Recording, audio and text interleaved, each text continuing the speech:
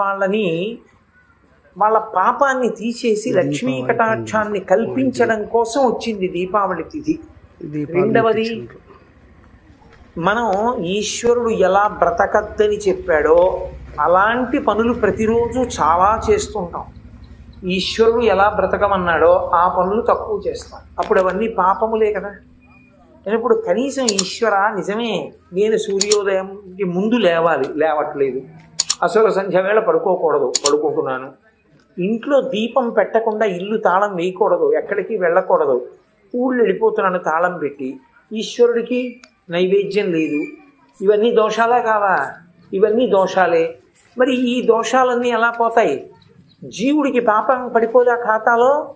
అది పోగొట్టుకోవడానికి, అందుకే నరక భయాన్నించి దూరం చేస్తుంది అన్నారు దీపావళికి.